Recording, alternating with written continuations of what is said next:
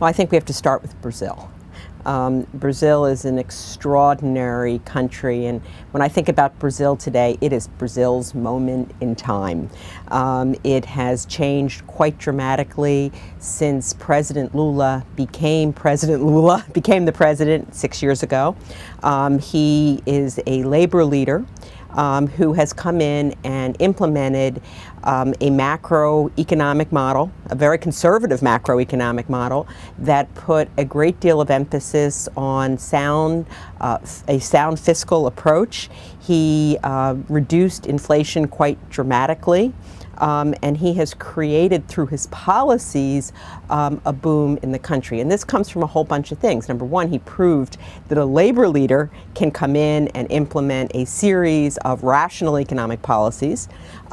He has created an environment where in Brazil's history, there's always been a huge amount of volatility around growth. So one year you grow 5% or 6%, the next year you don't grow at all. And what President Lula said from the very beginning is, I want to create an environment where we get steady growth. So I'm looking for a country which will grow 4 or 5% every year forever, give or take a little bit at the edges. I'm not interested in a country that has volatile growth. And I'm not interested in a country that has high inflation, because high inflation is the biggest tax you can possibly have on people. And so he pursued a series of policies, and he brought his party along with him. So if you look at Brazil, it's got a number of states which are larger than most of the other countries in Latin America. And all of these states have elected governors, and so he has all of these, the depth and breadth of future political leaders behind him. And from his economic policies, you've seen a capital markets develop. Between the period of, I guess, 2004 and 2007, there have been 100 IPOs. Before that, there were none. You've seen him reduce poverty by over 31%. And you've seen him take, if you look at the demographics of the country, when he became president in, I guess, 2002 at this point, you had about 21 or 22% in the A demographic. Today you have about 23%. In the C demographic, the A's and B's. In the C demographic, you had approximately 20-some%. Today you have 49%. And in the D's and E's, you had 40-some%, and today you have 20-some%. So what he's done is he's taken a huge number of the D's and E's and moved them into a middle-class society defined in Brazil as someone who earns between $450 and $750 a month. He's also reduced the number of jobs in the informal economy and moved them to the formal economy, and which has made enormous difference. And he has really focused on the very poorest. So there are about 11 million families that are in the Bolsa de Familia, which is actually a payment that he makes to different families. So he's really changed. Foreign direct investment just in the last year has gone from something like $19 billion to $37 billion, 2006 to 2007. And if you talk to companies, it's all of a sudden the most interesting place for companies to invest. Why? Because there's so many common cultural, you can see the commonalities culturally that maybe you don't see when you go to India, or you don't see when you go to China, but you see them in Brazil. And his foreign policy has grown alongside of it too. Well, I think it's across the board. First of all, you look at the auto industry. In this country, we've had a decline. Our auto companies are having many challenges, let's say, in this kind of environment. Interestingly enough, the most innovative plant that Ford has is in Brazil.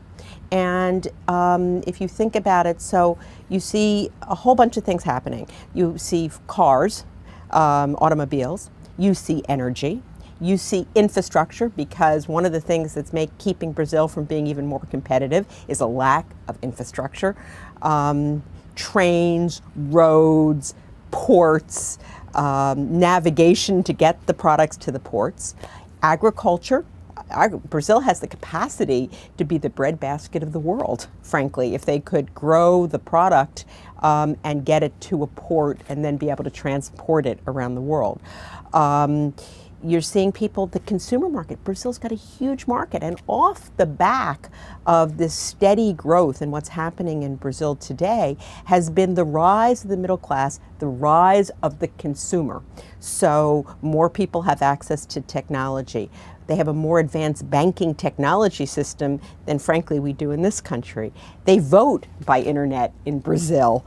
They have there's more access to credit cards. There's a boom because with low inflation and steady growth, people have credit cards, they're buying homes, they can get mortgages, they can get car loans.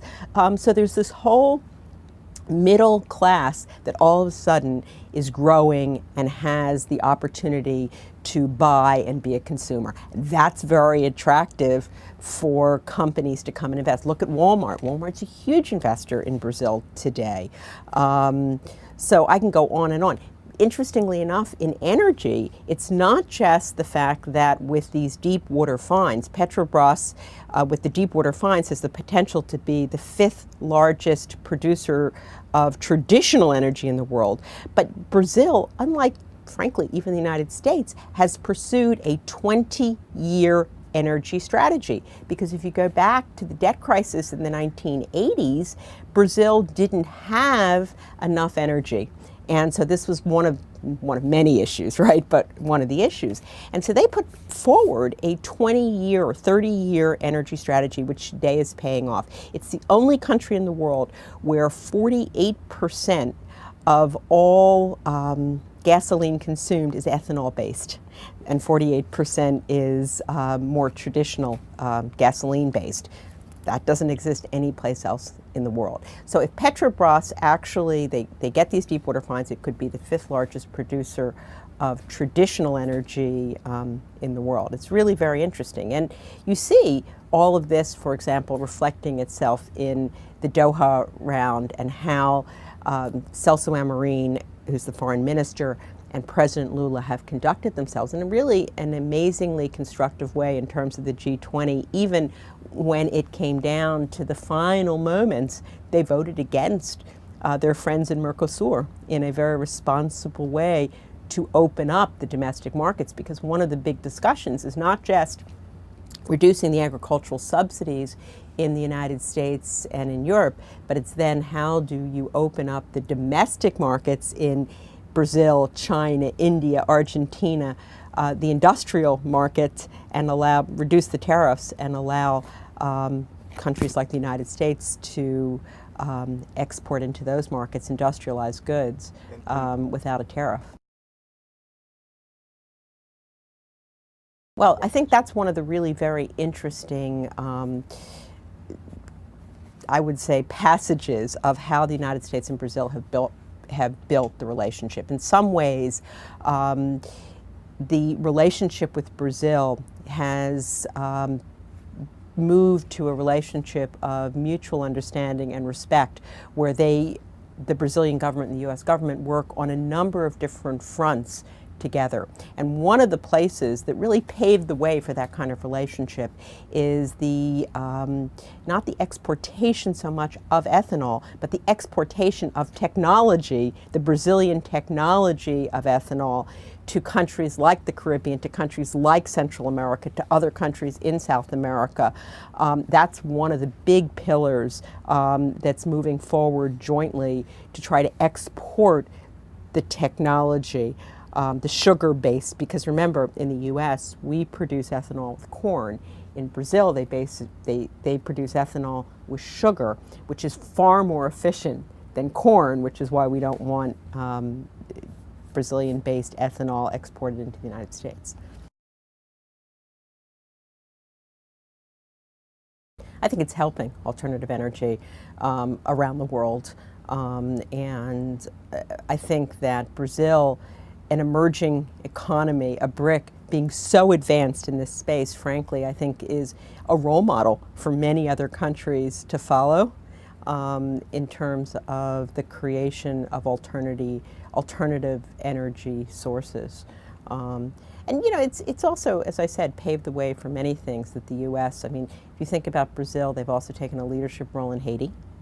They're working on a number of disease projects with the United States and Africa. They're working in some African countries to reduce malaria together. You know, Brazil, I think one of the other things they've done is take a real leadership role in South America, in President Lula's own very quiet leadership way. If I can say something about my own organization, on Monday night, this coming Monday night when President Lula's in New York, we will give him a gold insignia, which is our highest medal that we only give to democratically elected leaders in the hemisphere. And our board unanimously agreed that he deserves this medal for everything. I mean, he's really, in my view, he has built upon what President Fernando Henrique Cardoso started, because President Henrique Cardoso started you know, implementing all of the macroeconomic framework that exists today. But President Lula really took it to another level. And so he has really, during his administration, I would say Brazil has just transformed itself and the country is just at a different level. And one final comment on Brazil, which I think is very important, is that there are a lot of other things that need to happen. There are still a lot of reforms that need to happen. And they go to, they need reform, fiscal reform, you know, the absolute, one of the reasons the informal economy continues to boom in Brazil is that the non-payroll percentage of wages is something like 37 or 39%, one of the highest in the world. So they need fiscal reform tax reform in Brazil. They're working on tax treaties with, for example, the United States. They need political reform because it's still a very splintered party system. They still need additional fiscal reform.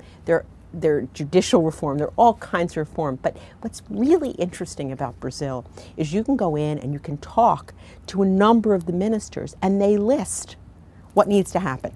And one of the things that's also very interesting about Brazil, as you see each one of these reforms happening, you see an additional half a point or point on GDP growth over the long term. So you can see how Brazil can go from a 4% growth rate to a 7% growth rate through real reform. And then they'll also say, but it might not happen under President Lula. It'll happen under another president, because everything happens the way it kind of moves it, the way Brazil needs to make it move to build the kind of consensus they need in the country. And I think that's one of the most interesting things about Brazil. It's also become investment grade this year. And that's not just off of the economics, but it's also, again, off the political institutions and the depth and the breadth of the potential political leaders in the country. I think that, yes, there is still a huge disparity between the rich and the poor. But I would also argue that the only way that you can reduce that real poverty is through sustained economic growth, low inflation over a long period of time, and through job creation and giving people real jobs. And I think that President Lula has done that. And through the Bolsa Familia, he's trying to raise and support the lower end of the spectrum. One of the other things that he's doing is he spends about 4% of GDP on education, which is more than India, more than China. So he needs to bring a whole new class level of education to people. And that education is very tricky. It's trickier than we think. We were having lunch with the mayor of one of the big states, or one of the cities in one of the big states, and he was explaining that they have put in place a program where they bring children to school, and normally children come to school and they're clean and they're dressed, but from the very poor states where people are living in slums with no running water, etc., the children are coming dirty, unfed, etc. And so what they're doing is they've implemented a program where they bring the children to school, they give them baths, they dress them, they feed them 3 meals a day, and now they're going back into the homes of the children and helping the parents also learn about what the children have learned in school. So you know, there are issues, but you can only tackle, in my opinion, these issues piece by piece by understanding what they are. The disparity exists. It's absolutely clear. But I think, and it is a huge challenge, but I think that the kinds of policies they're implementing, which is, you know, create jobs, create education. The other thing that's interesting about Brazil is, of all emerging markets, Brazil has more corporate social responsibility, has some of the best examples of corporate social responsibility that exist in Latin America and other emerging markets. And so, you know, there are a number of educational programs from the private sector, not to pay teachers more, but to, you know, really enhance the level of education. If you go to bookstores today in Brazil that would have been empty or didn't exist, they're, you know, children reading corners. So I think you have to change a culture. It takes time, and but the disparity exists.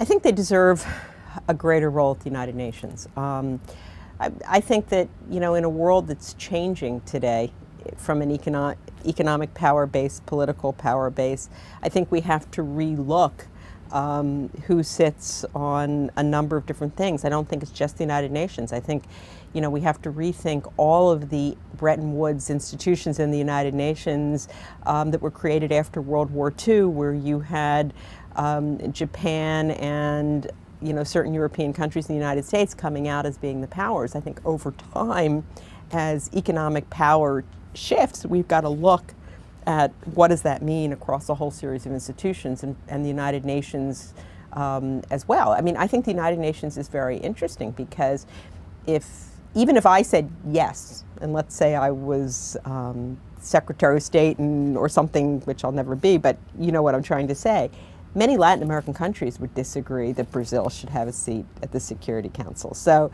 it's hard for Latin American countries themselves to agree. I mean, why not give it to Mexico? It's also an emerging power, if you think about it. And different set of issues than exist in Brazil today, but an emerging power. Why not give the seat to Chile? Small country, but, you know, very responsible. Look at what's happening in Colombia or Peru or other countries. And so I think it's very hard for the Latin Americans themselves to say who should have a permanent seat, or should they have a permanent seat, and should it be Brazil? I don't really think that Venezuela is a rising power. I think Venezuela has a lot of oil wealth, which they choose to spend in a number of different ways.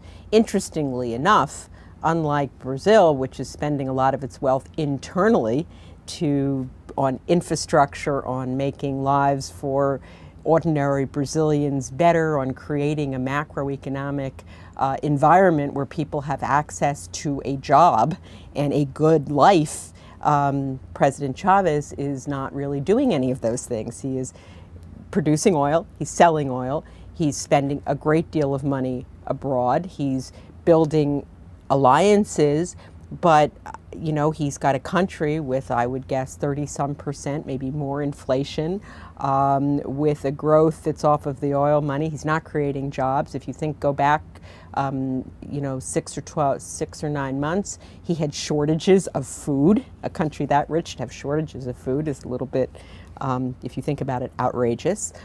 He's giving money away, which is fine, but I don't think he's really creating jobs and necessarily a better life for Brazilians and for Venezuelans. And so I don't think you are a rising power. You become a rising power when you build a society within your country that supports being a power. What makes the United States a power, and what made us a power coming out of World War II, was our growth in our domestic market and the wealth of the individual Americans, and the fact that everybody had a job and everybody had a house and everybody had a car, and we're paying for some of that right now, but that's what made, and creating an environment where innovation was, we're the most innovative society in the world. That's how you create a power. I think Brazil is on that path. If you look at, we talked about innovation, they do agricultural innovation, they do innovation for ethanol, they're doing innovation, they're an innovative society across, and a very entrepreneurial society. It's a little hard to open businesses, but lots of entrepreneurs, lots of people opening businesses, et cetera. In some ways very similar to the United States. I don't think Venezuela has those characteristics. So they have influence because they have money, but that doesn't mean that they're becoming a power, because they're not becoming powerful within the country. Well, I think we can all speculate. I think a lot of people spend a lot of time speculating on Cuba and what a post-Fidel Cuba would look like, because in a sense, Fidel is still alive and he's not ruling it, but many of the reforms that Raul's put in place are more of a form of a reform than an actual deep reform. I think that the biggest reform, if you really want to see change in Cuba, I think we have to look to when they and we in the United States open up and allow more information about what a better life for Cubans looks like, because I think that's how you create real change. But I would be hopeful that there will be some transition which would allow more freedom for Cubans, more opportunity for Cubans, maybe moving towards some type of democratically elected government post Raul that's more market-based. I think that our policy, the United States' policy towards Cuba, my guess is there'll be some change in whatever and whoever the next administration is, although I think it probably depends who's elected, what kind of change and how much change. But there's a new generation of Cuban American in Miami, and I think they would like to see, or many of them, not all of them, but some of them, would like to see a change in our policy as well. Because if we, for example, were to allow more travel, more exchange, then potentially you could also see more Cubans understanding why more freedom would be a good thing.